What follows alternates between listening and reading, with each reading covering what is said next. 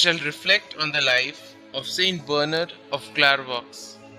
St Bernard came from one of the leading noble families of Burgundy in France. Raised in piety by his mother, he decided at the age of 22 to give up his knightly career and become a monk. His great persuasive powers were already evident when in the year 1113, seeking admission from St Stephen Harding to Cistercian monastery of Citeaux, he brought along 30 like-minded companions, including his widower father, an uncle and 4 brothers. Bernard's spiritual progress in the monastery was rapid, and after barely 3 years, he was placed at the head of a group of 12 monks who were to establish a new foundation at Clairvaux. And at this place, a new light emanated from his personal magnetism, enthusiastic love of God, mindness and purity, all of which, combined with courageous zeal, attracted large numbers of men from the most diverse walks of life, including a king's son, to the austerity of a monastic life. During his 37 years as abbot, he founded 136 other monasteries, his monks going into Germany, Sweden, Ireland, Italy, and Switzerland, thus eclipsing even the fame of Cluny.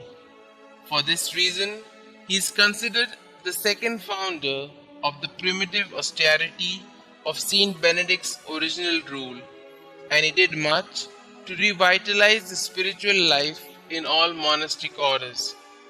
The best known branch of the Cistercians today is the order of the Trappists.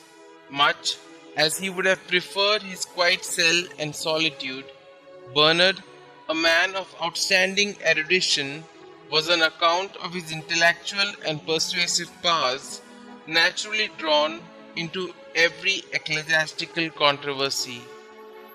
Thus, he ably exposed the fallacies in Abelard's teaching which exalted human reason and rationalism.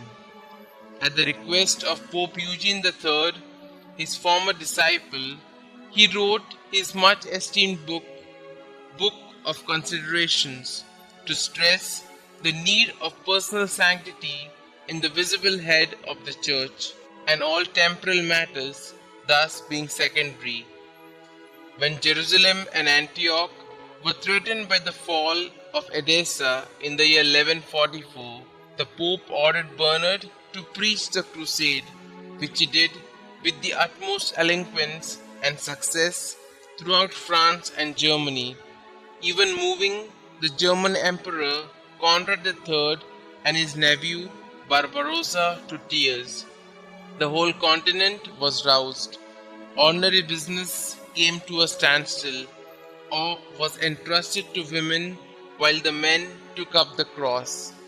Miracles were multiplying at every step, but lack of discipline, overconfidence, and certain intrigues and treason combined to bring the crusade to naught, Bernard being made the scapegoat and blamed for the disaster. Bernard, who died on the 20th of August 1153, was canonized by Pope Alexander III on the 18th of January 1174 and declared Doctor of the Church by Pope Pius VIII in the year 1830.